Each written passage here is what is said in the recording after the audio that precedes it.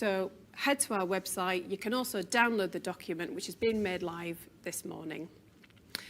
So to kick us off this morning, I'm going to hand over to Nicholas Sapphire, who's the chair of AHDB, who's going to introduce the day and tell you a little bit more about what you can expect. Thank you. Thanks, Roseanne, and welcome to you all online and those of you who will be joining us on catch-up. AHDB has a single role. It is here to serve levy payers in dealing with issues that no single farmer or producer or processor can deal with on their own. And when I came in some 2.5 years ago now, I was told that what you wanted more from AHDB was better value and a better engagement and a listening organisation. I'm delighted that today marks the end of stage 1 of delivering to the promises we made at that time.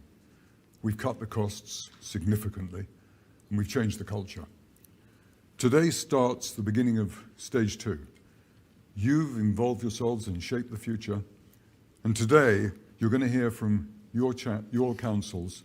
This session is about cereals and oilseeds, about how they've evaluated the views you've expressed, the views you put forward, and the direction of travel that they see that we ought to be making in the future.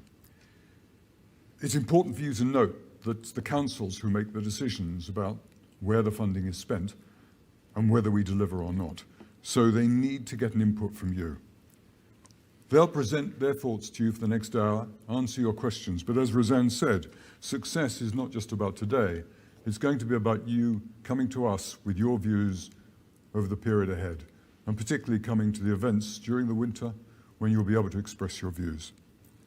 So success depends on feedback, engagement, and you, critical friends and customers. Before I pass over to the panel, the council, I'd just like to say thank you to the team and to the council for all of the work they've done in not only preparing for today, but also in looking at the results of your feedback on Shape the Future. And particularly, I'd like to thank you who have engaged. This is all about your organisation and your feedback. So please be critical friends. Keep us on our toes. Tell us what you want and help us to deliver. I'd now like to pass over to Minister Mark Spencer, who said he wanted to record a few words for today's event.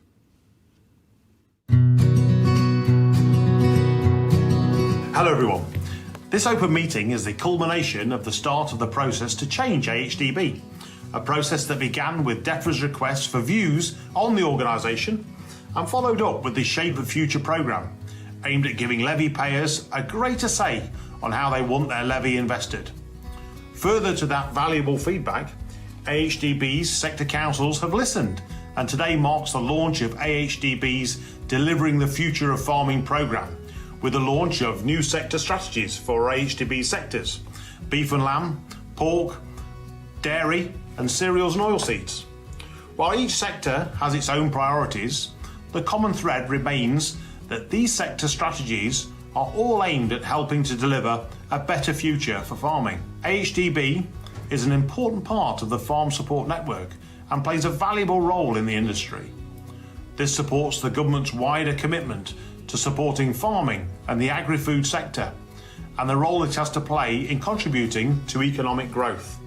I also wanted to recognise the fantastic work AHDB is doing to support the sector through this current period of considerable change, including the advice on fertiliser efficiency. Thank you. Enjoy the meeting today, and the government looks forward to working with you and the industry to help it thrive.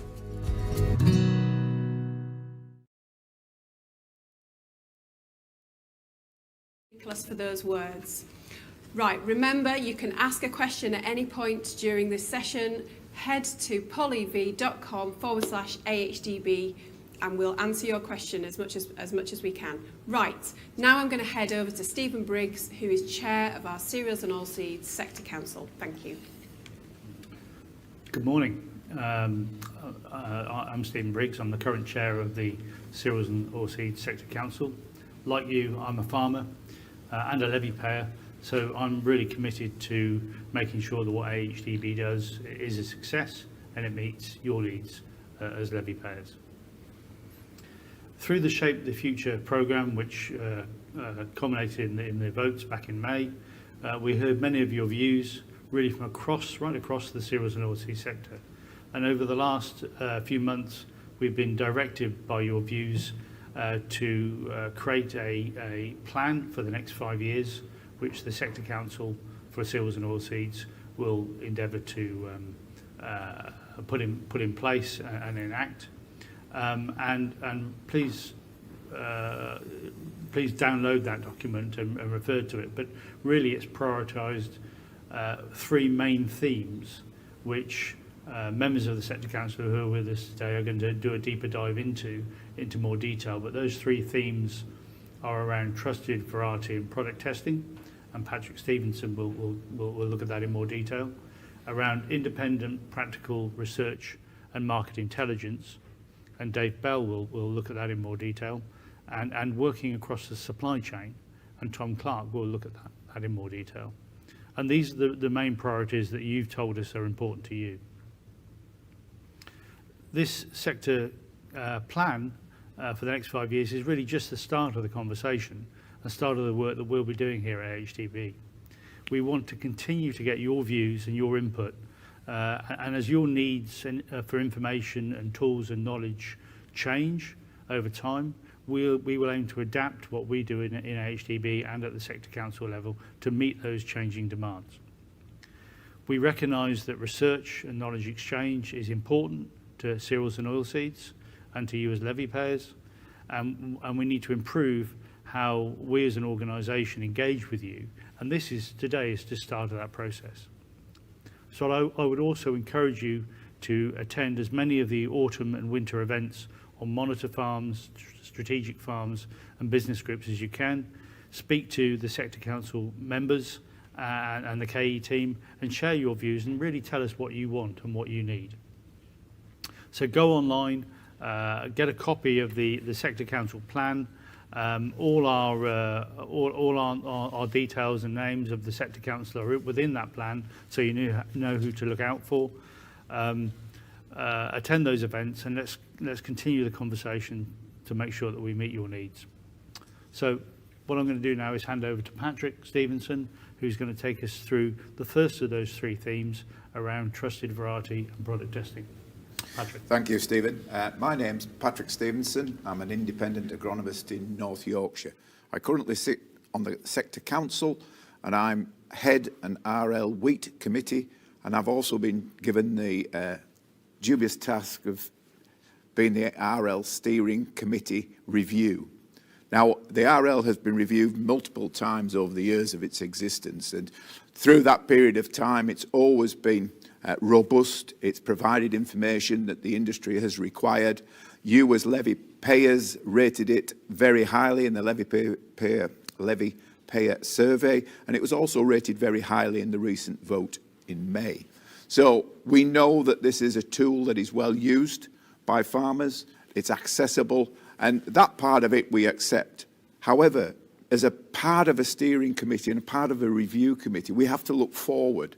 So what we've had in the past is lots of confirmation that what we do is accepted as useful for the industry, very practical and adaptable to the situation. We now have to start looking forward to see whether it's robust enough to cope with what changes are coming within our industry. This is not only changes in terms of environmental impact, it's changes in terms of food security. So we have to adapt and evolve with that and within the constraints that that brings to us. So we have to make sure that it's fit for purpose going forward. And we are a steering committee.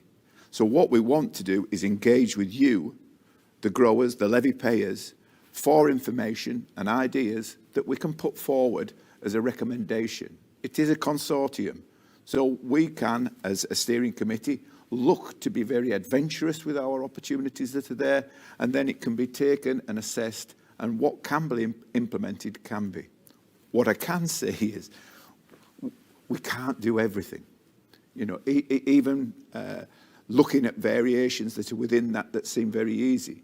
But what we can do is look at existing data which may be applicable to some of the input we've had from people in this survey. So namely, it's not applicable to my system.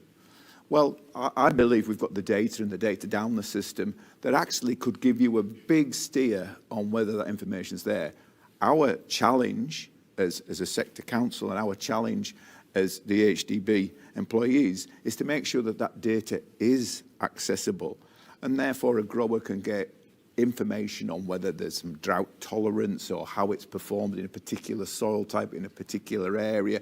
So we can try and make that data more applicable and accessible for people at the front end. I know I will get a lot of questions from my colleagues in the agronomy sector about the length of lists and how applicable that is. What we're aiming to produce is a list that's manageable. And that manageable doesn't come with a figure. There aren't 10 varieties, there aren't 52 varieties. It's how we do that and how we manage that going forward. And I think if we can use this committee with your engagement to get recommendations to go forward to both Sector Council and our consortium members, I think we can build a system that will go forward and will be robust in what will be very challenging environmental and political times that's there. Thank you, Patrick. Good morning. My name is David Udall. I'm the Economics and Analysis Director at AHDB, also heavily involved in the cereals and oilseeds sector. I'm going to be taking us through the Q&A sections that we have and the next couple of pillars that we have to go through as well. So just as a reminder, if you're on social media and on PolyV, you can ask any questions and we'll answer them as fully as we can. Any that we can't get around to today, we will endeavour to respond to as soon as we can. Whilst we're waiting for some questions to come through, Patrick, if it's all right if I come back to you with a specific one that was put in from the people that have registered for our event through Eventbrite. And the question is saying that for years, we've been telling, so levy payers have been telling AHDB that the recommended list and RB 209 needs to evolve, and again, Shape the Future emphasised that to us again. But at the moment, there hasn't been a plan put forward to levy payers to actually do anything, only the commitment to a review. So essentially, the question is, how long do levy payers have to wait to see something, see some change? I'll talk about the generalisations of that timescale. Jenna will come in and give you in exactly where we expect in terms of the details of that to be available to people who are there. But in terms of a levy payer actually seeing differences in the front end of the engine, what you do when you open the app, what you say, we're probably not going to see huge changes there for 6 to 12 or 18 months because it takes time. We plant once a year. So changes take time to come through. What we are proposing to go back to the council are the changes we would like to see and ones that we feel are better. And that will go through a timescale of submitting to both the sector council, where levy payers will have, the representatives will have the opportunity to comment on that, and it will be robustly debated. I can assure you that the sector council debate in great detail many of these aspects, and it's sometimes not always the levy payer can see that. All they see is a result that comes out, but they are, your representatives do represent you well, I can assure you there. But I think Gemma is the best person to give us the time scale of what the paperwork aspect of what we're hoping to achieve over the next few months. Thank you, Patrick. So yes, we're joined by Jenna Watts, our Head of Crop Health and IPM. And one of the very popular questions that we have already through on PolyV, Jenna, is asking what are the timescales for the major review of the recommended list mentioned in the sector plan? So what happens next, essentially? Yeah, so the recommended list review is going to happen over 2 phases. The first phase will kick off at the end of this month, and it will involve us engaging with yourselves about what's important when you're making variety selection decisions. We will have a range of different opportunities to hear your feedback. For example, we will be having a questionnaire, and we'll also have a series of stakeholder meetings, and there'll also be focus groups which you can get involved with. And I really encourage everybody to get involved and tell us what it is that you need when you're making those decisions. Because the second phase of the review, which will kick off from springtime, is going to be about looking at what people have told us about what's important, considering how the recommended list in its current form addresses those needs and where actions are needed. So that second phase will kick off from spring. We'll also be communicating back what we found in the first phase, and our action planning will continue into the summer and autumn. In terms of timeframes about when you might see change, and picking up on what Patrick's already said, It could be that we have some actions which can be completed in the short term. For example, as Patrick said about using data in a different way or perhaps presenting information in a different way. But there are other actions which are going to take longer. For example, if we wanted to have information on a new trait and that requires the addition of more field trials, it may be several years before we've got a robust enough data set to publish new ratings or information. Great. Thank you, Jenna. Thank you. Before we move on, we've got some questions that have come through, but I think we need to get a bit more coming through. So please go to Polly V and pull them together. There's been some more come through saying that the recommended list is one of the bedrocks of AHDB advice. This list is only as good as the trials it is based on to produce the data. Will the trials still cover the entirety of the UK and address new subjects such as establishment techniques? I don't know if Patrick or Jenna, if you want to... I'll start off and Jen will come in. Yeah, there is no plan at all to cut down the devolved nations or any parts of the UK from being in the basic series that are there. We have to accept there are budgetary constraints, and that is a problem that will be addressed through the period of time. I believe if we can show that we have adopted taking on the wishes of our levy payers, then that's a subject that can be addressed at a different level to what I'm talking about now. But the intention is to maintain that broad spectrum of trials across the UK. Establishment techniques is in itself a real challenge, because if we are doing small plot replicated trials, you can imagine that if we wanted to do direct drilling in a small plot replicated trial system, then the actual physicality of getting a small plot machine to work in those conditions is at the best challenging. And I do believe we can, within the existing data set, pull out information that will be very useful for those particular growers that go in that. And if we go into regen agriculture where you're drilling in on the green, yet again you've got a problem with getting a drill that will operate in that front. And we subcontract that work. That's out to the various organisations, NIAB, ADAS, etc., Scottish colleges, etc., that get that work. And I think we might have to review that part of the work as how we maybe do it in a different way, which again would go out to consultation, and would that be acceptable? Is it robustness in a statistical basis? I think there are other challenges that way, but I'm sure Jenna would like to add to this.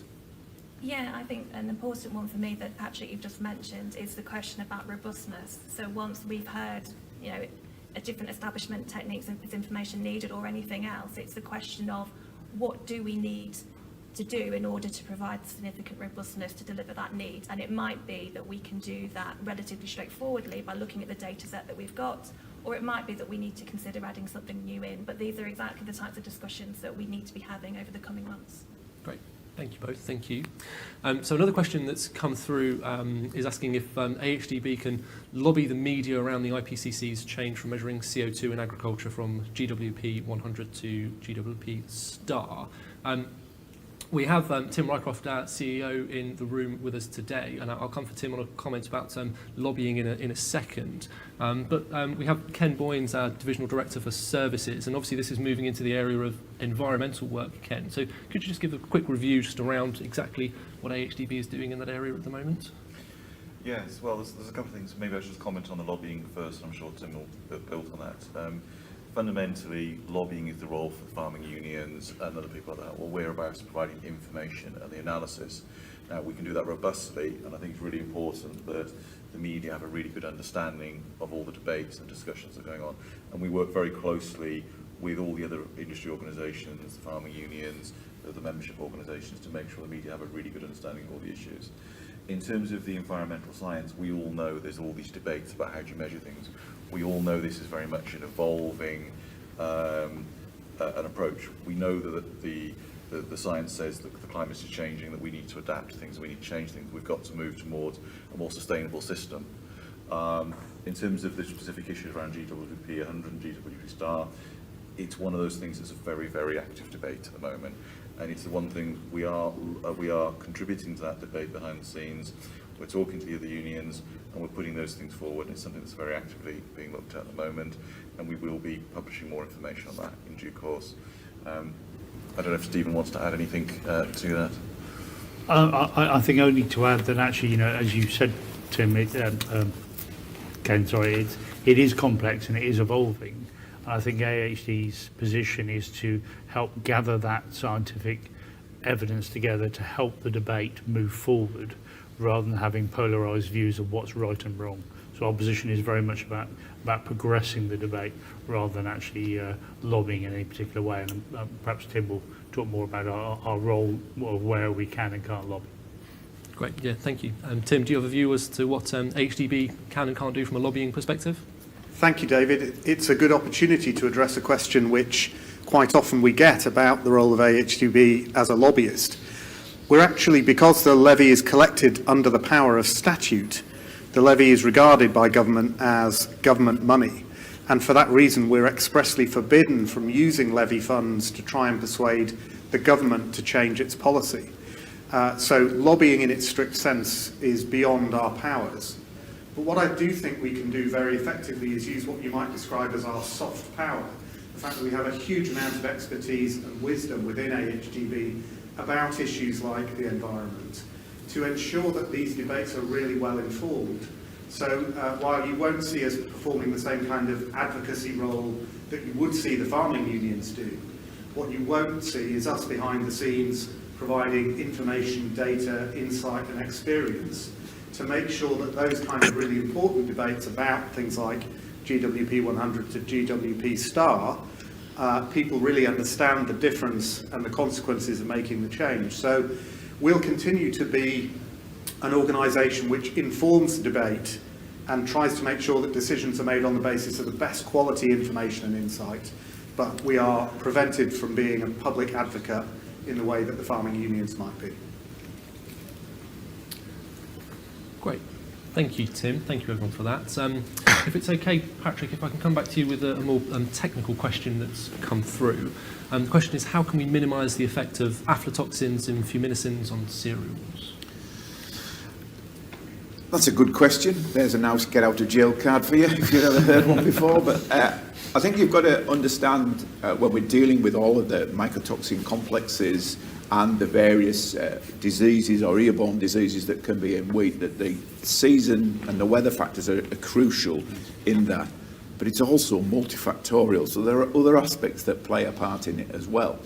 What we do know is that the current fusarium rating system we have, which is a key component of a mycotoxin aspect of it, is we would regard as the RL not fit for purpose, because we rate them all roughly the same, and doing the trials is really quite extensive.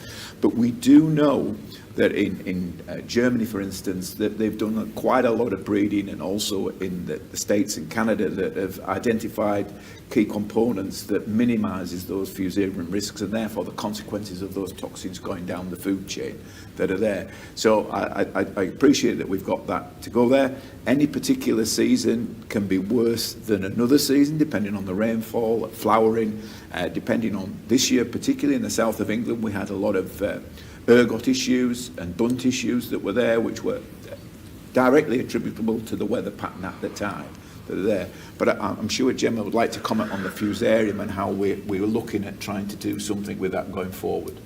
Yeah, so fusarium is one of the RL disease ratings which we've taken quite a detailed look at in recent years, and it's one that is high on the list to take another look at, because at the moment I think around 70% of varieties have got the same rating, but it is providing useful information about which ones have come above those and which comes below. But it is something that's part of the review process that we'd like to consider further. And then going back to what Patrick said, with managing issues such as this, understanding the risk is really, really important, and that is understanding the risk in terms of what you can do to mitigate it, such as selecting of a resistant variety, but also looking at how that risk changed during the season, as Patrick was mentioning, the importance of rainfall events, and that's where tools such as the mycotoxin risk assessment can be really valuable in understanding risk in any particular season. And when we do have seasons where we see high levels, that is information that we should be really delving into to understand why and improve our understanding of that risk to help us in future years. Great. Thank you both. We've had another question come through about the RL. This one's specifically looking at light land and wheat yields within the RL. Saying that the person that's put this question through has sandy patches within fields which yield very poorly, nothing like the 9 tonne per hectare in RL trials. So should or can the recommended list light land trials be done on much lighter land to see which varieties can survive these conditions? And if so, can we pull yield up by variety selection? That would be good. So I suppose it's a question around the extreme ends of soil types within the RL trials, and are we covering all of the possibilities within how we currently operate?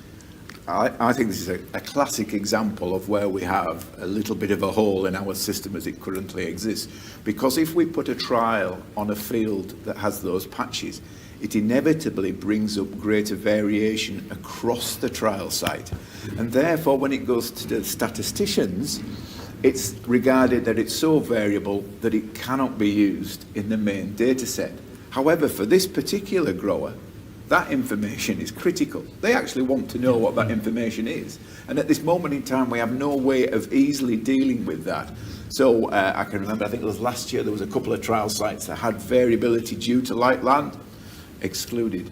But for that grower, that is the important information. It may not be statistically robust, but they might be able to pick through that information and look at the varieties which, had they grown, would be more beneficial. It's often associated that longer strawed varieties are better at carbohydrate redistribution and therefore could do better in those situations. But actually, it isn't as clear cut as that, and the breeders will have long conversations with you about how that is. But it is an important part of which we've already got the data. We've paid for that. You as levy payers have actually paid for that, but we don't have a way of presenting that. I think, Gemma, that's a fair comment. Yeah, I think so. And these are exactly the types of comments that we'd like to receive as part of the review, so that's great. Great. Thank you, guys. Thank you for the answers to the questions. We'll move on now to our next pillar. If there's any other questions that come through, we can pick them up later on. And as I said earlier, if we miss any of the questions because we run out of time, we'll go back and review all of them and make sure we create answers for them. So I'm going to hand over now to Dave Bell, who's going to discuss our second pillar of independent practical research and market intelligence. Dave. Good morning. I'm Dave Bell, a mixed farmer based in Fife and a levy-paying member of the Cereals Oilseeds Sector Council. Thanks to Patrick for the previous section covering the first pillar of trusted variety product testing. I'd like to cover the second and key section that facilitates the other two pillars of this sector strategy and plan: independent practical research and market intelligence. The role of AHDB in providing farmers like myself with trusted and independent answers to my questions is fundamental to the sustainability and effectiveness of my business. Whether that's the Bible of Nutrient Management Guides, the RB 209, or the principles of soil health and soil biology through the Great Soils Project, or the hugely important information to empower us as growers for marketing our grains and oilseeds with independent information gathered by the market intelligence team here at AHDB. I personally value the work of AHDB in these areas. The results of the Shape the Future vote showed that you do too, which is why we have prioritised it in this plan. Ultimately, this work arms farmers and growers and enables us with information and support to help us become more sustainable, profitable, and in the long run supports the reputation of the whole sector. It's really important when we decide what research or topics to fund with the levy that we, the Sector Council and AHDB, work with our levy payers to do this. We look forward to reigniting this and doing more of this in the future. What key elements to this work? First, take a systems approach to research. It's important that AHDB take a whole systems approach to research, and we want our research to look at systems, not just individual topics. Farmers have to make decisions in context where one decision can have a knock-on impact to another element of the system. We need to work and think in a similar way. For example, we know that a successful on-farm approach needs to take into account the cost of inputs as well as looking at nutrients, soil management and other factors. Only when we look at the whole farming system can we see the benefits or consequences of doing one thing over another. AHDB will prioritise this for the cereals and oilseeds sector. We acknowledge that regrettably we are doing less research than in the past, primarily due to the effects of inflation on what your levy can afford to fund, a real term reduction of 38%. This is something we will discuss with industry going forward and in 2023. However, we will continue to facilitate farmer-to-farmer learning through our ever-engaging Farm Excellence programme, through the Monitor Farms, Strategic Farms and agribusiness groups. When we decide what research we fund, we need to re-engage farmers in the research decision we make. This means we will explore how best to re-establish farmer and levy payer-led decision-making on what research is funded. Secondly, provide independent market intelligence. Market intelligence is an area that scored highly, and we have asked AHDB to continue this work in this area. We recognise there's a need for timely and impartial market information to help you, levy payers, to have the information views of what is driving prices we are offered and receive. We will provide core data, such as supply and demand data sets and cropped areas, to better understand the domestic and international markets for the benefit of our levy payers to empower their on-farm decisions. Analyse emerging carbon and biodiversity markets. Address topical issues like the impact of fertiliser prices on the profit margins, where our fertiliser tool has been widely utilised. Our independent work helps us to inform DEFRA and other developed nations on the current and future market trends, most recently the fertiliser volatility and the impacts of the conflict in Ukraine. And thirdly, focus on gaps in environmental work. Work relating to the environment had a lower score in the Shape the Future vote. However, as farmers, we know that it is a subject of importance to our customers further up the supply chain. We will only do work where there's clear gaps in the industry, such as developing a roadmap for consumers and government to see. We also see a role for us to work with industry and government to standardise an approach to environmental measurement, as we know this could have the potential to be used against us as levy payers and farmers. Thank you, Dave. Thank you for that introduction. As ever, we have some questions coming through, and while they do, we'll just cover off another question that was put in through the registration process for this event. I suppose it's quite what sounds quite a simple question, Dave, but it could be quite complex when we get into it. But where do you see the value of AHDB research and evidence? It's priceless to me as a farmer, because I can't afford to do said research myself. So AHDB takes on this research for a national benefit, and the fact that it's independent, it doesn't have a commercial slant, it doesn't have a commercial gain, and it can be trusted that there's no ulterior motive is immeasurable to me as a levy payer and a grower. Great, thank you, Dave. I suppose if we then come to Chris Gooderham, our Interim Research and Science Director, the eagle-eyed of you would have noticed that we've had a swap of seats through that process. Chris, we're talking about kind of value here, but actually what proportion of the overall cereal and oilseed levy is spent on research and development at the moment? So if you take that second pillar, which is where we're talking about independent practical research, is about 45% of the levy that goes in that area.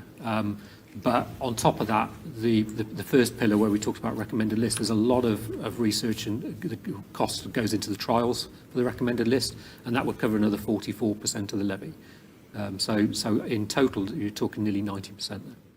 Great, thank you, Chris. It's a significant amount, a significant investment, and we've got a lot of questions that have started to come through about this. So the first question is with regards to applied research and development, how are AHDB planning to increase leveraged funding in order to get more value out of levy income? Thank you, and thank you for the question. Chris, do you want to talk about leveraging our work a little bit more there as well, if that's okay? Yeah, I can do. I mean, this is something that we've done for many years. So this is how do we get, as we've seen over probably the last 5-10 years, the amount of money that we've got available to spend on research has reduced. So as a result, we've had to look out to go, well, how do we leverage our funds and use other organisations to add to that? So it's a relatively common thing across all of the sectors, not just cereals. So that's looking at the likes of BBSRC, but also some of the commercial organisations, and making sure that where we are putting the research money is in areas where other organisations wouldn't be funding it anyway. Yeah, great. I could add to that in the sense of, with all margins getting tighter on farm here at AHDB as well, we need to work together with other organisations, and we shouldn't stand alone. We should be collaborative, and that's how we leverage more value for levy payers by working in partnership with other organisations with a common goal to get the right result. Great, thank you both. So if we go back to the questions, and thank you all for putting the questions through. There's a few more coming onto our screen now. So here's the next one of what are the plans in terms of funding for research and PhD studentship programmes going forwards? Yeah, I mean, it's invaluable.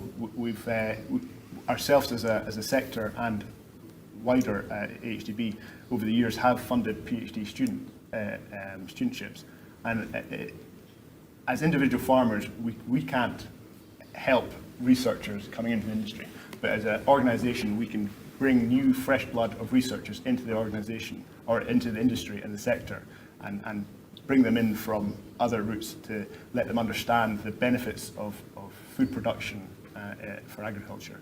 And it really is a worthwhile investment of our levy funds to keep that stream of scientists, new scientists coming in to the industry. Great. Thank you, guys. We've got a few questions coming in, and we do have a bit of time within our programme, so I might spend a few minutes going through these.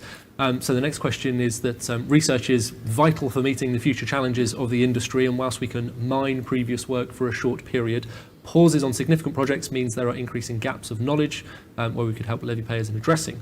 When will future funding expectations be available? That's a conversation we have to have with the wider industry, and for the last 12 years, I believe, we've had a levy freeze.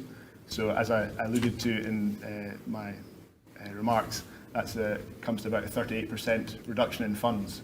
And we've had to trim that budget somewhere to make sure we can still provide services to our levy payers. So we really need to have a professional conversation about the levy going forward.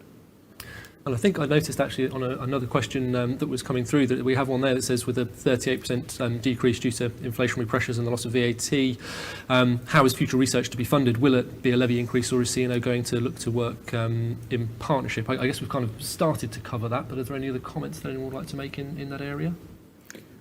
Ken? Yeah, so I think you don't do research for the sake of doing research, or we don't in AHDB. What we're trying to do is answer questions that farmers and other levy payers have got that need answering.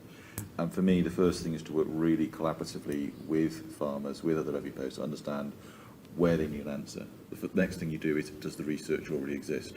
Not just in the UK, does it exist anywhere else in the world? And I think we've all got to work collaboratively as an industry to do that. The second thing is, if you can review that research, the answer doesn't exist, well, someone's got to do it. But actually, is it very basic research that should be funded by BBSRC or one of the research councils? Is it more applied, and actually there could be somewhere where a commercial company might get involved with it in some way? For me, the final step is, okay, there's a gap there, no one knows the answer, no one else is going to fund the research.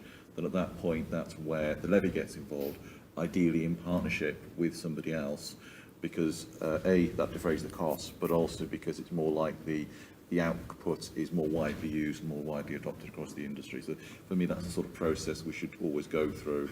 And as Dave talked about, the council have committed that we get farmers much more involved again in the decisions around making what the research projects are.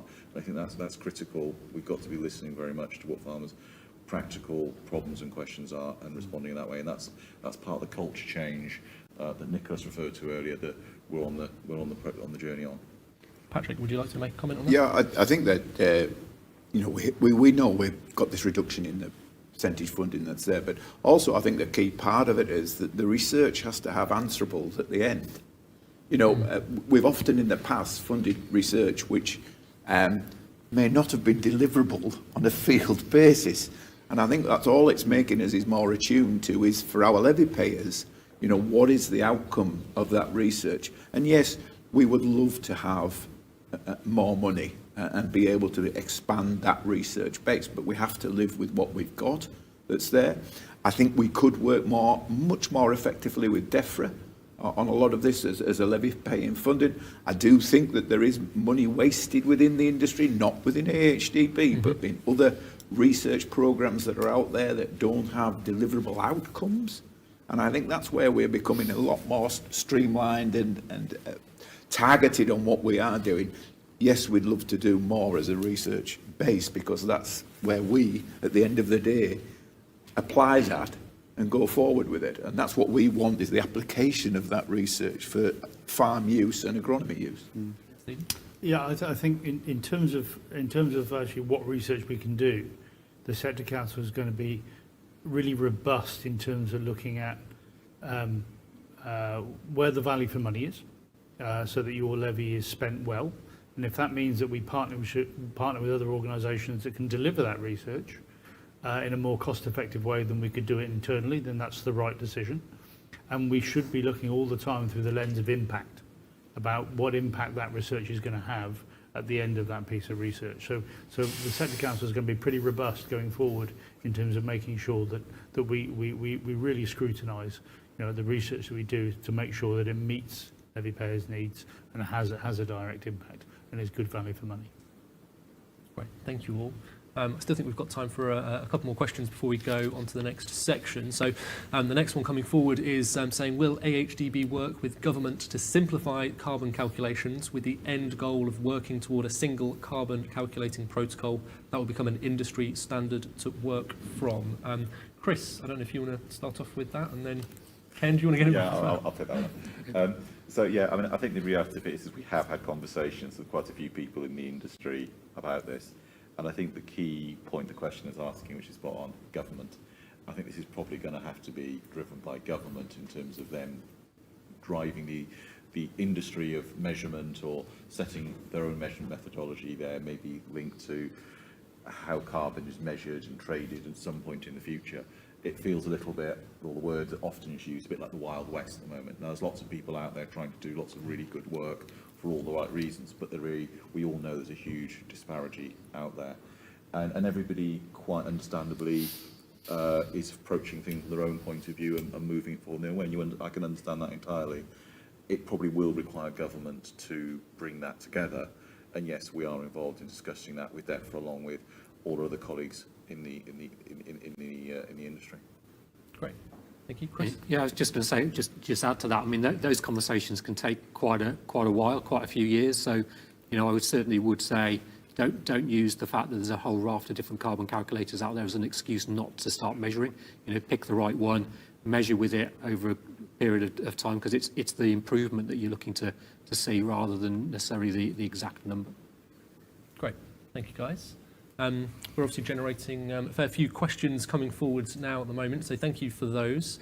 The next question that we have is saying that there's some paid agronomy information services. We're changing questions halfway through. I like this. Oh no, we're going back now, keeping us on our toes. This is very good. So there's some paid agronomy information services which are highly valued by growers such as NIAB Tag. Should there be a place for these services? Why can't AHDB offer the same service? Alternatively, view if good services but not currently provided by AHDB, should AHDB fund access to these services? So I suppose the question is, why don't AHDB provide agronomy services, and is it our place to do so? Does anyone have a view on that, where they'd like to take that going forwards? Well, I'll chip in if I may. I'm sure Patrick and other Sector Council members will add to it. But I think AHDB's role is not to provide those commercial services to growers, rather to provide the data and information that can underpin those services. And that information, as David has already alluded to, is the strength of that information is its independence. So it's unbiased from commercial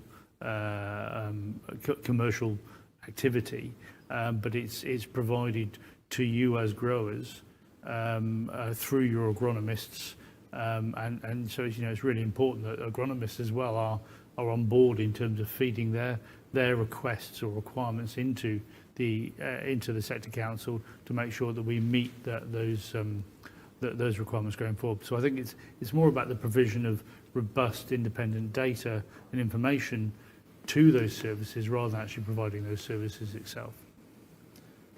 It's also, there's market, AHDB is going to fund or supply market failure.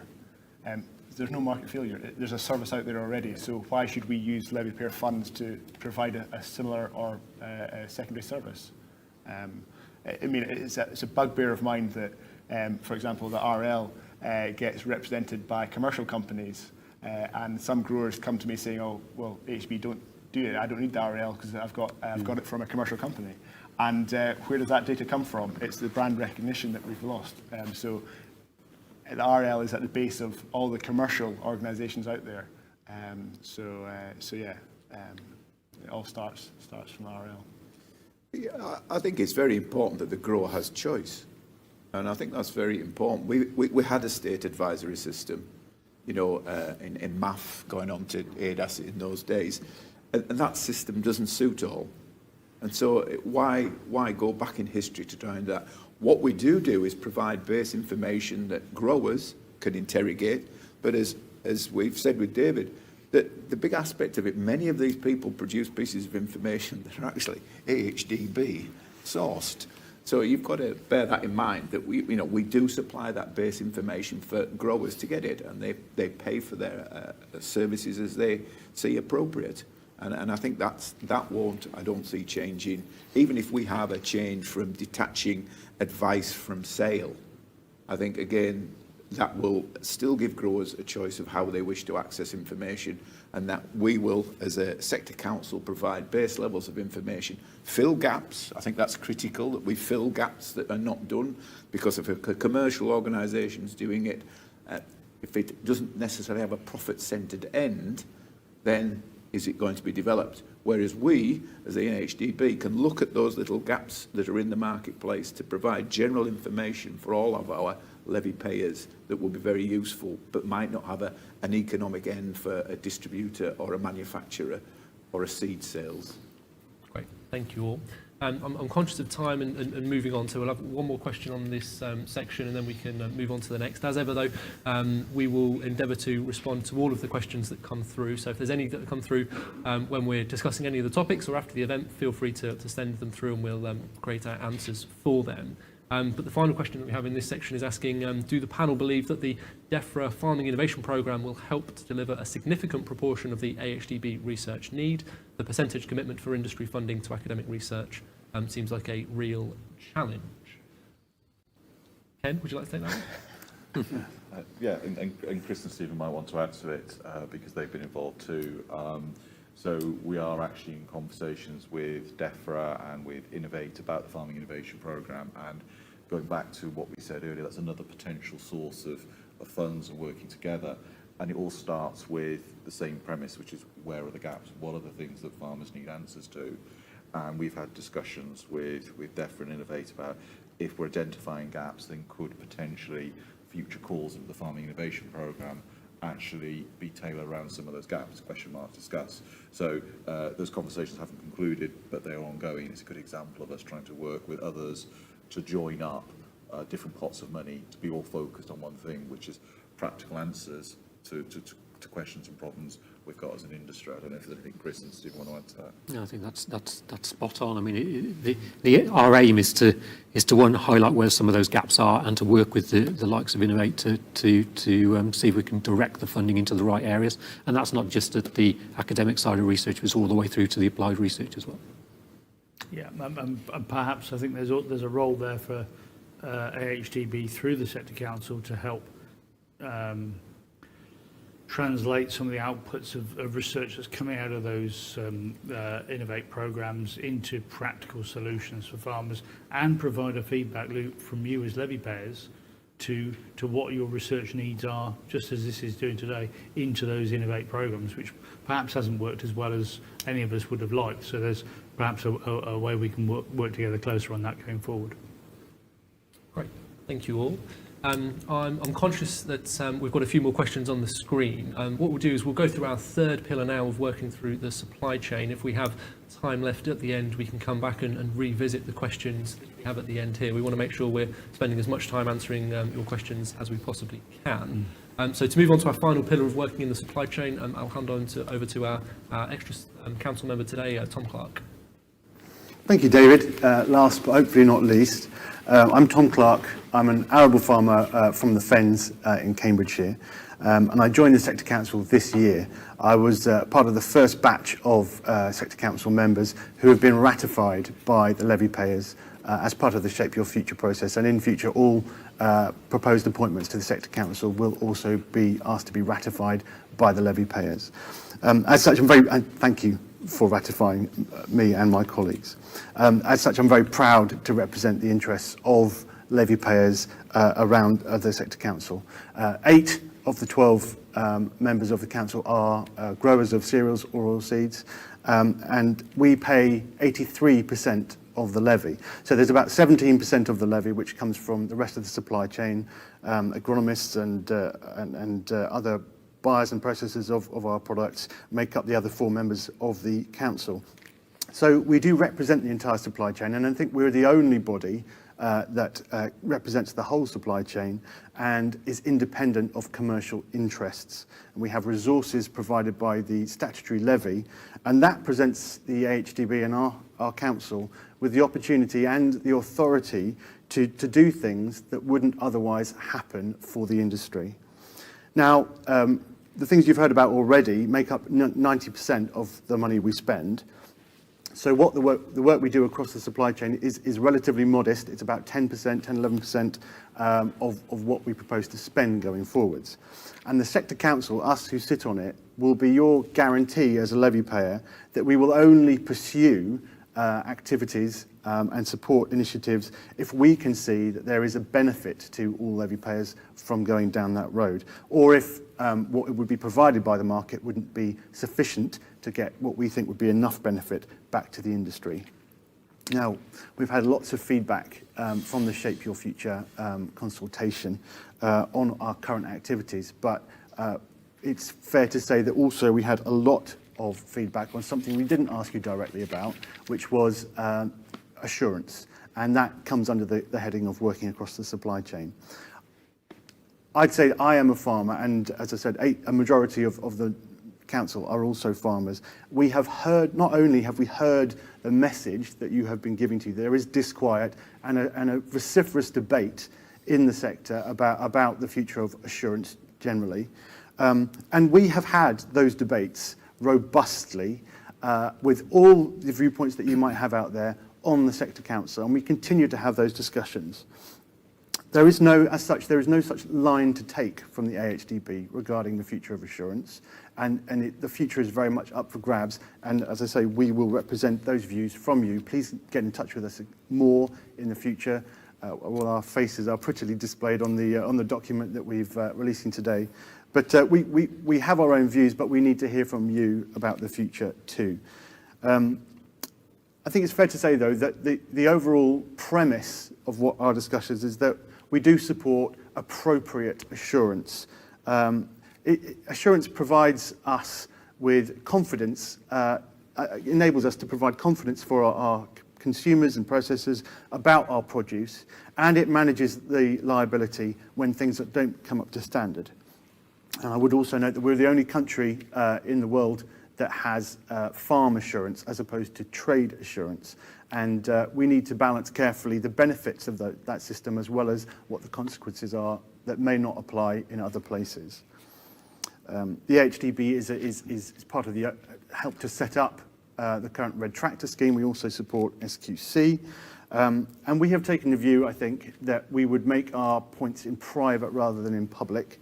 But some things, when it's timely to say things in public, we have done so. We have acted. We used to fund Red Tractor to the tune of about £250,000 a year, and that has been suspended recently, while the future of the system is under discussion. But we are also actively interested. It's not that we're not taking part. We're actively interested, and we see our role, that independence and that freeness from commercial interests, and our resources here as able to provide a lot of information to make sure that the people taking part in that debate are fully informed and are making arguments on the basis of evidence. In that way, we hope to make sure that whatever outcome we come to is good and based in truth. I think it's fair to say also, it's sort of on this last, summing up this last piece, that the AHDB supported the introduction of farm assurance through Red Tractor and through SQC. And I'm sure the Sector Council, my colleagues and the organisation would look again at supporting any new or future assurance schemes in much the same way. So that was something that we don't didn't ask you directly about, but you we heard that you definitely wanted to talk about that. But on the other things that we do across the supply chain, there were some really interesting results. Education and educating the future consumers of our products came very highly rated, and happy to take questions on that. But we will be continuing, along with the other sector councils in the AHDB, in supporting that, albeit rather modestly, and focusing on areas of that which aren't already being provided by other organisations and the market more widely. We will also continue to spend money to ensure that our crops and produce have access to export markets. Another area which wasn't scored very highly from you, and actually was the lowest response from the Shape Your Future, was the digital grain passport. Now, this is a project which has a history and has failed in the past because there hasn't been industry support. AHDB has spent relatively modest sums in trying to help the industry come to another agreement. I certainly view, and I think there is a view, that a system that did work would be of value to the industry and to growers and levy payers. There's potential for getting much more quality information back to the grower straight away, having fewer rejections in the system, and streamlining the bureaucracy and the paperwork. But the system would have to work properly. We are convening the industry to see if they can come to agreement. So we can't even begin to think of this unless everybody's on board. And if and when they are on board, then the sector council actually will have a sort of veto at the end of that process to whether the AHDB pursues that or not. And I think what we would be looking to see from that would be guarantee that there is benefits to levy payers from the proposed system, and that the technology and the solution proposed actually works. And around the sector council, we have different views, and we have debating it, and we are continuing to debate it. If you haven't already seen the pilot and the proposals as they stand already over the last couple of weeks, then I think it's something that has been out there in the industry now, and it may not be exactly where we end up, but as I say, the sector council is your guarantee that whatever comes out of that process will be vetted to make sure it provides benefit to all levy payers. And with that, I'm sure there are lots of questions on these subjects, and I'm happy to answer them. Indeed there are, Tom. Thank you very much for that. Thank you for that introduction. We've had a number of questions that have come through. So again, thank you everyone for putting through your questions. We do have a bit of time now where we can get into the detail of those. And as you mentioned in your introduction, Tom, the questions around red tractor and equivalence with imported products are very prevalent with the numbers that have come through. So should we just talk about that in a bit more detail and just again sort of reiterate the work that AHDB has been doing on the discussion around non-farm assured grain and access into our market? Yeah, you couldn't fail to notice that this is a big concern. You know, as I've said, around the table of the sector council, we have growers. I personally have got my red tractor audit next week, you know, it's a feature of how we run our businesses. And the thought that we might be being treated unfairly is obviously quite emotive for our levy payers and stuff. I think as the AHDB as a whole, I think we have I'll repeat myself a bit, and I'm happy to cover this ground again, but we've got to supply evidence and information into the debate to make sure that people are talking about real things and getting to real answers. And I think actually, David, yourself, you've done some work recently on the equivalence and how imports are treated compared to homegrown crops. Maybe you can touch on that a bit. Yeah, no, of course. It's something we've been closely involved with for well over a year in terms of the conversations we've been having with levy payers and the interaction we've been having with stakeholders in industry as well. And I think our role over the past year has very much been helping all of the participants to understand what farm assurance is and does in this country, and what trade assurance is and does around the world, and how those two interact. And we're happy to continue doing that as well. And I think it's a key aspect of everything that we do as AHDB, is we are a resource for information and insight and evidence. And you know, we are happy to act as that place where levy payers can come to ask questions, help them understand those processes, how the current market works and how it operates. And you know, I'd be happy to be nominate myself as kind of the main contact for people to come to continue those discussions. You know, my email address is david.udall@ahdb.org.uk. If there's any questions that people want to put through, feel free to do so. I think it's only right that we continue to have an open discussion about it and provide the information where we can. We have a resource on our website that was published a year ago, which is sort of explaining the very basics of the systems of assurance and how it currently works. And I'd encourage anyone viewing this to go and look at that just to understand exactly how that market operates. So our position in providing that information, I think, is going to continually be needed as the industry has that discussion going forwards. There we go. Thank you, Tom. Turning the tables on the person asking the questions there, putting me on the spot. So thank you for that. If we go back to the remaining questions that we have on the screen, there was one that I noticed that came up regarding Red Tractor and about the digital grain passport as well, which is saying it's 2022, and we've swapped questions again. Apologies to the people moderating the questions. I'm skipping between them as we go forwards. I think we've kind of already started discussing that about Red Tractor and what the work that AHDB is doing. I think the other question I was looking at was around it being into 2022, and growers have a responsibility to minimise our impact on the environment and maximise the quality of our produce. To that end, when will farmers be able to see the full digital quality data from every load of cereals and oilseeds we send to users? I think that's coming back to the discussion about digital grain passports. And this is a really great question, because actually the fact that it's 2022 doesn't mean we need a system that doesn't work, and the current system sort of works. So we, as a sector council, want to make sure that whatever comes in its place is feasible and actually delivers the benefits that are possible, which I sort of alluded to when I was speaking. Back to the levy payers. I mean, the rest of the industry has to agree with it, and actually we can play a sort of fair broker's role in getting agreement across the industry. But a lot of I sell my grain to a grain merchant who actually does give me immediate feedback of quality data, and I'm sure other people do. So these systems do exist, and it's a question of, do we want, from a levy payer perspective, from a grower perspective, do we want that information to sit within commercial organisations and have it sort of piecemeal approach?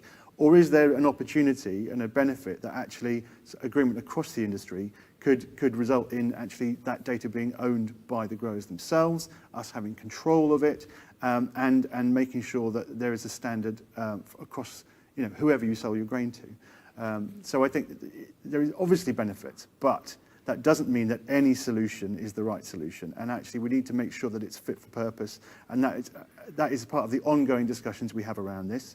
If the industry comes to an agreement amongst themselves, as I say, we have the veto as a sector council about how to go forward or not, and we will be using it. But with an eye that there is a prize in the future that we could possibly gain. Great, thank you, Tom. Ken? Just to add something on timescales, this project has been going on a little while, and it takes time to do that. The very intensive phase of actually getting feedback, holding the webinars and getting feedback, that's coming to an end at the moment, and I think we're now moving into that phase of the industry discussing what they want to do, because at the end of the day, whatever happens, if something happens, it has to benefit all groups of levy payers, and the industry have to want to do it. Otherwise, it won't move forward. There's a meeting next week to discuss it. We'll see how it progresses, but it feels like it's coming to that point of making decisions fairly soon. And then, of course, depending on that decision and what is decided, it will then take some time to implement it if the industry wants to move forward with it, and if it benefits all groups of levy payers. But it is kind of coming to a fairly crunch point, I would suspect, over the coming weeks and couple of months potentially. Great. Thank you both. So we'll move on to the remaining questions that we have. The next question that we have to go through, the most popular question that we have, is saying that UK agriculture is expected to directly compete against various food imports from free trade agreements. How is AHDB going to help to further develop and market brand UK farm produce? Ken, would you like to take that one? Happy in case anyone else wants to. No, that's fine. So I'll do a plug for the other sessions that we've got. So we've got the 3 other sector sessions, and if you really want to get into that topic in more detail, I really encourage you to dial into the livestock sector sessions we've got going for the day, because they're going to cover this in a lot of detail. And the reason for that is that on the livestock side, they're selling products pretty directly to the consumer, and also their levy payers are very much focused on the marketing approach to it. on cereals and oilseeds, we haven't had as such strong feedback from levy payers. The marketing is so critical in cereals and oilseeds because obviously most of our crops are going into ingredients, into other products. That said, the reputation of our industry is critical, and that's where we're putting the effort within cereals and oilseeds, is about making sure that when our customers and consumers are choosing those ingredients, that we've got a very good reputation and we're meeting the quality standards that are needed. And we don't do that on our own. That's very much done with all the other parties in the industry, like the farming unions, because we're all aligned behind that, is that reputation is critical for us, and we've got to maintain our critical side of it. In terms of the big marketing campaigns, not something CNO levy payers have said to us they want to do big work on, but there'll be a lot on that on the livestock sectors later on this afternoon, if you want this morning and this afternoon, if you want to tune in for those. Okay, Steve, would you like to say something on that as well?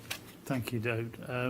In terms of that sort of value and market and imports versus exports, I think the days of being able to import anything from anywhere at any cost are changing rapidly, and so AHDB can help underpin the differentiation in terms of value and confidence of UK grain. We've got some of the the highest assurance standards and the highest most efficient levels of production of anywhere on the globe, and I think AHDB is able to support growers by re-emphasising that amongst the trade, and there is using things like the digital grain passport, we may well be able to carbon footprint better the transportation, the distribution of grain, where perhaps we can't do at the moment, and that might be able to help differentiate UK grain versus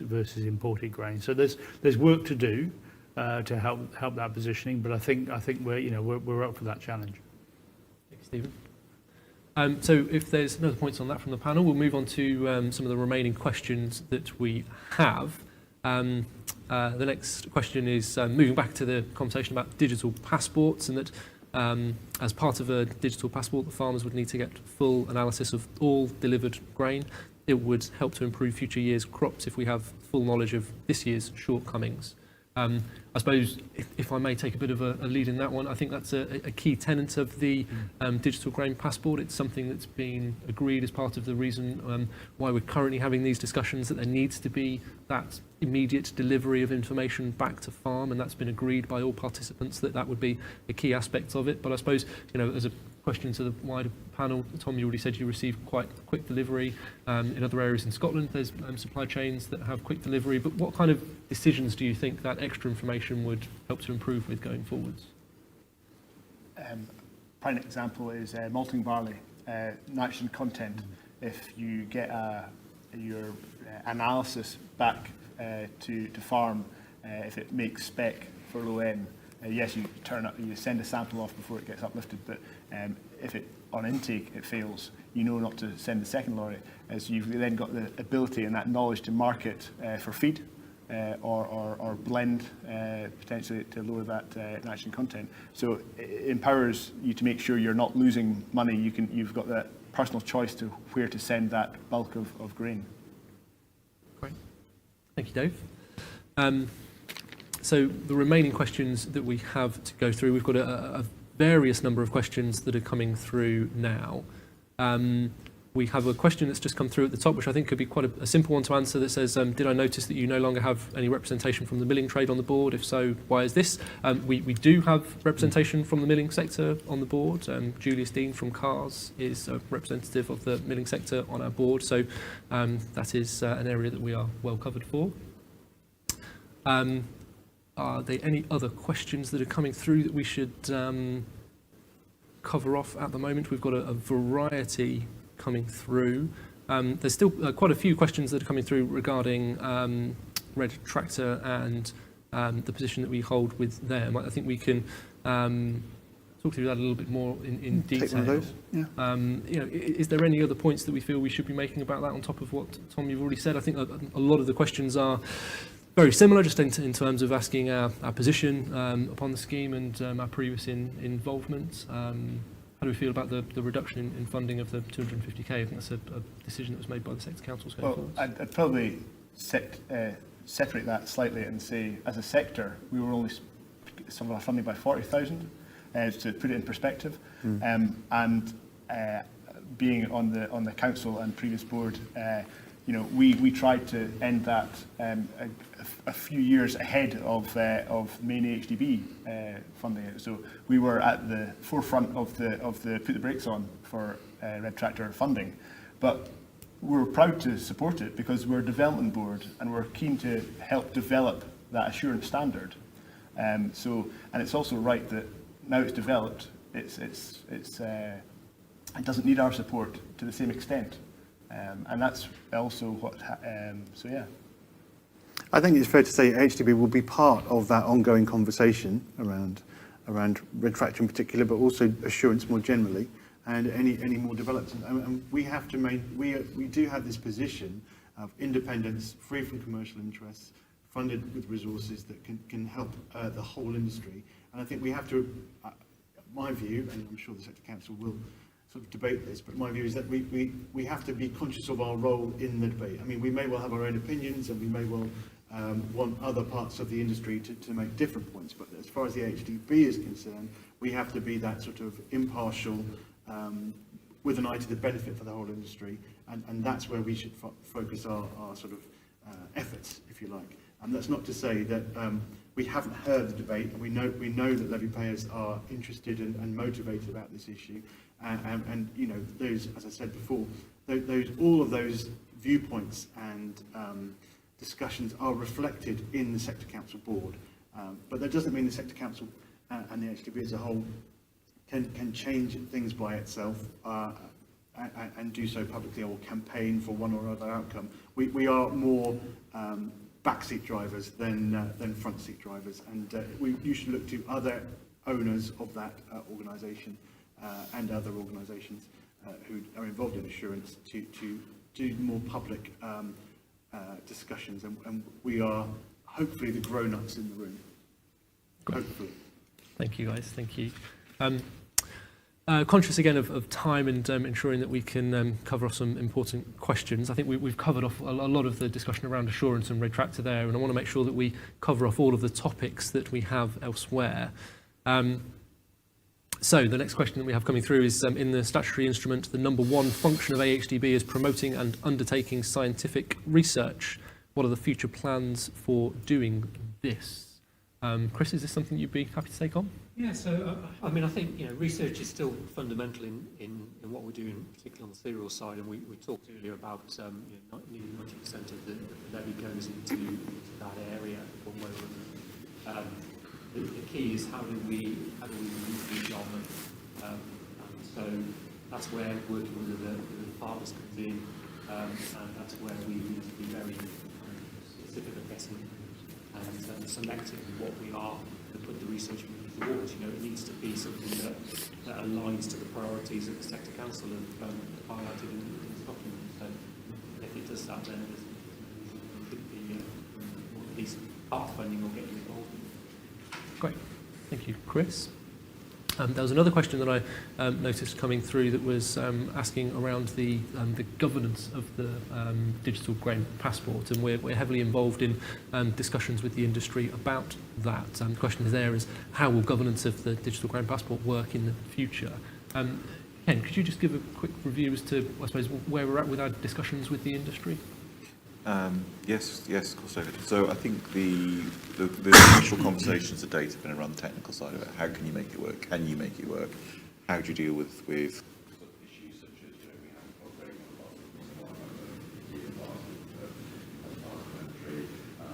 how do you get data those discussions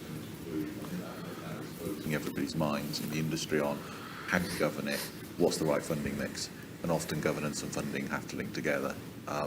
And so that's very much the conversation that everybody is moving into now. And certainly, there's been some pretty significant conversations recently. There's been no decisions made.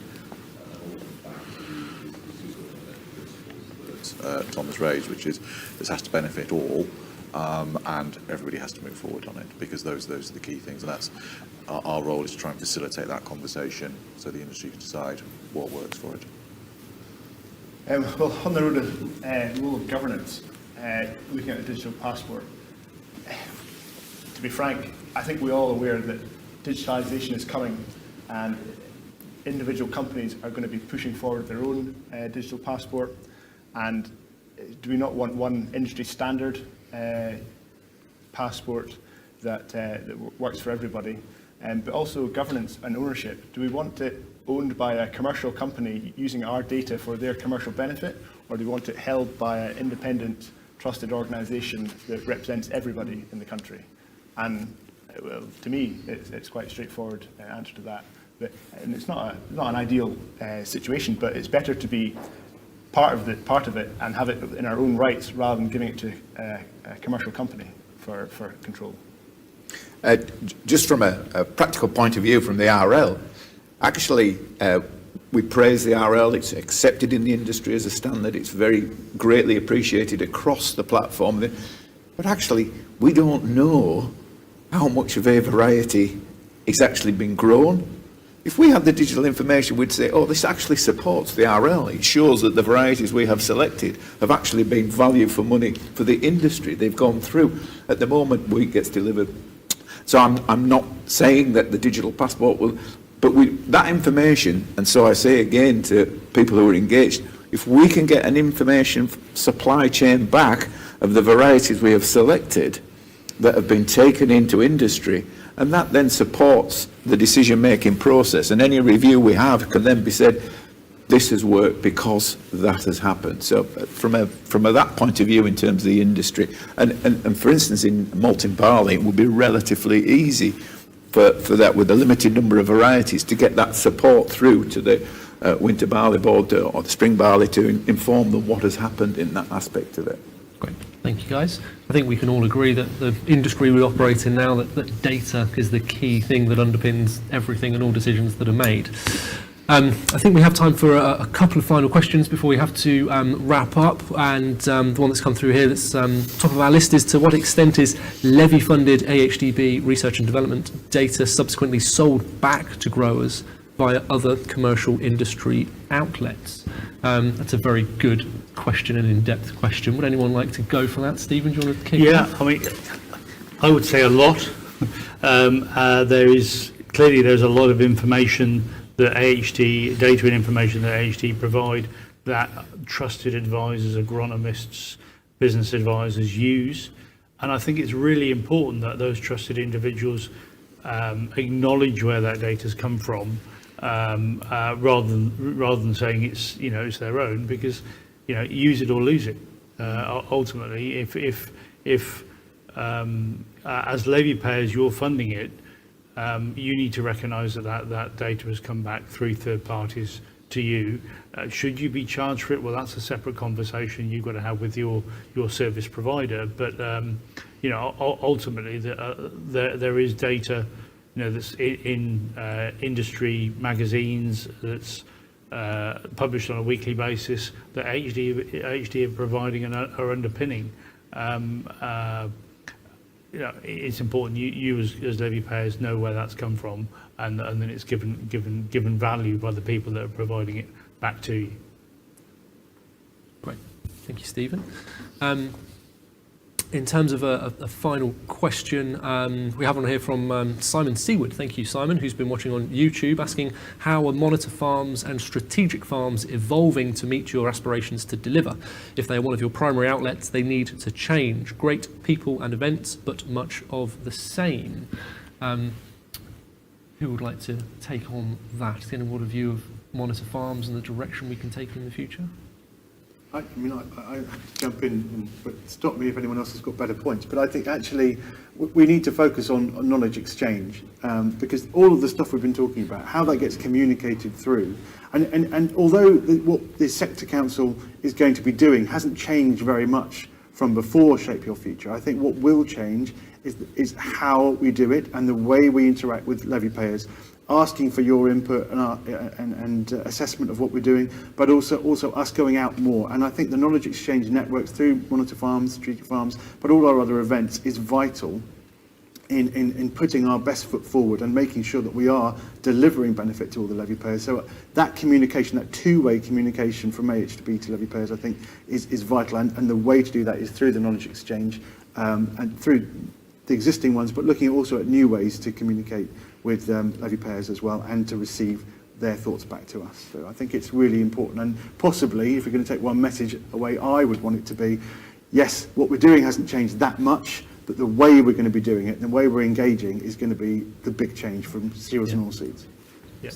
And I think, you know, in answer to Simon's question, yes, monitor farms, strategic farms, arable business groups, they're not going to meet everybody's requirements. There are going to be people that are operating their business activities perhaps at a different level ahead of those monitor farms and strategic farms, and there'll be some that are learning a great deal from them.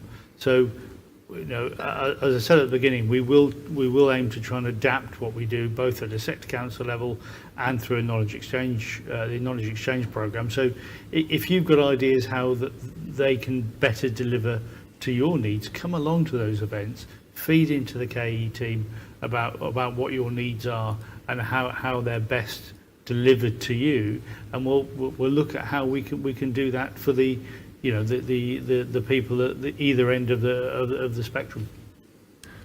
Ken?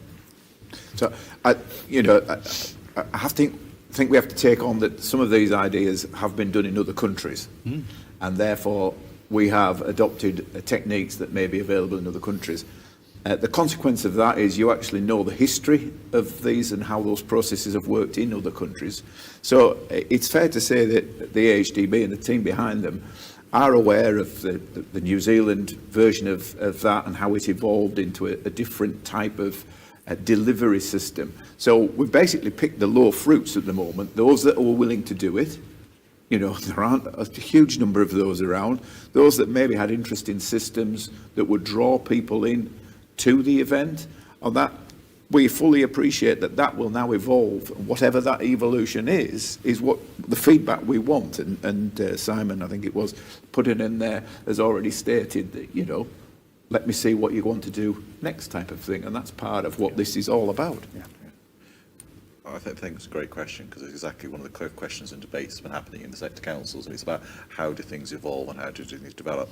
And to just do a shameless plug and to go back to something Roseanne said at the start, sector council members, David, myself and other members of the senior staff within HDB will be at monitor farm, strategic farm events, not all of them, but a fair chunk, but most of them, over the winter, and come and talk to us and tell us what you think works, what doesn't work, because the point is we're here to listen. Both the senior team, all the HDB staff, but all the sector council members there who are making the decisions on your behalf and telling us what they want us to do and where things are working well, where things aren't working quite so well. And so it's a really good question. It's a really live debate that we're working through at the moment. Great. Thank you, guys. Unfortunately, we've ran out of time now, and so we've got to wrap up the Q&A session there. But thank you all for your responses. As we've said many times, any that we missed today, we'll revisit and we'll make sure we answer appropriately. Thank you for all your questions. And Stephen, have you got any final comments? Yeah, just really to say, you know, thank you for giving up your time for listening to what the Sector Council has got in train as part of the Sector Council plan. Do download the document off the internet. There are details of all the Sector Council members within that document. We'll continue to engage with you as levy payers, so and want to do so. So do come to those autumn events and talk to Sector Council members and the KE team. And again, so thank you for your time, and I hope that's you're seeing change within AHDB that better meets your requirements going forward. So I'll hand back over to Roseanne just to wind the session up.